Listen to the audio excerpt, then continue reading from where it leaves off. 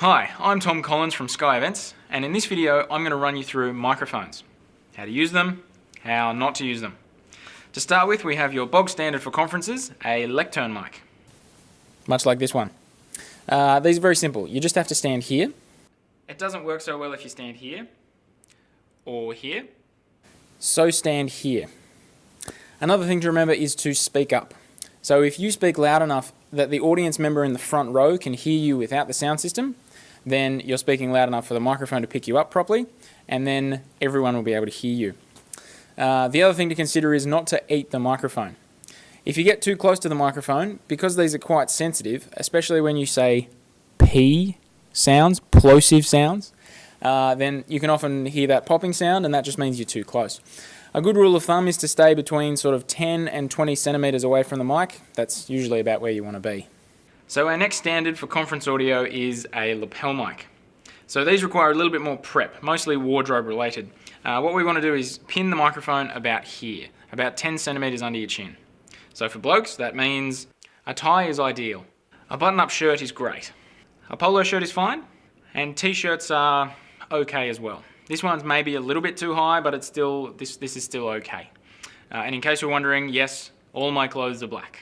I'm an AV technician. It's kind of how we roll. So for ladies, it's a little bit more difficult. We still want to pin the microphone about 10 centimeters under your chin, but if you're wearing a drooping neckline and we need to go to one side with the microphone, it makes it a bit awkward when you have to turn your head if you're in a panel session or something like that. Also, remember that these microphones have a belt pack. So for blokes, it's not a problem. We just put it in their pockets or attach it to their belt. But ladies, if you're wearing an outfit without a pocket, maybe try mixing it up with a belt. Fashionable, functional. Otherwise, we may have to resort to the I'll just hold it option, which makes us both look stupid, or the old bra strap trick, which can make some speakers and some sound guys very uncomfortable. Another thing to consider is when you're approaching the sound guy to put your microphone on, make sure you're dressed the same way you will be on stage. So that includes taking off your lanyard so you don't take it off on the way up to stage, tangling yourself hilariously.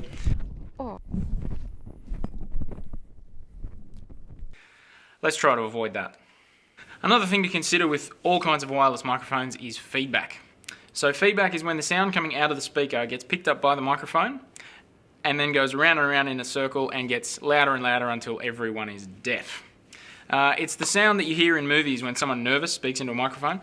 In the real world, it doesn't quite work like that, unless you're speaking too quietly. So to avoid this, you don't want to walk in front of the speakers. So especially if you plan on walking through the crowd during your presentation, make sure you let the sound guy know and he can tell you where the speakers are and where you should try to avoid walking to avoid any feedback.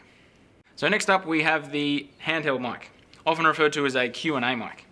So these are different to a Lectern mic where you want to keep a bit of distance between you and the microphone. With these ones you want to get as close as you can without tasting them. Also in most conference situations they will be power locked on, so you don't need to flick any switches, you don't need to do anything. All you need to do is talk into it like this. It's very important that you don't talk into it like this.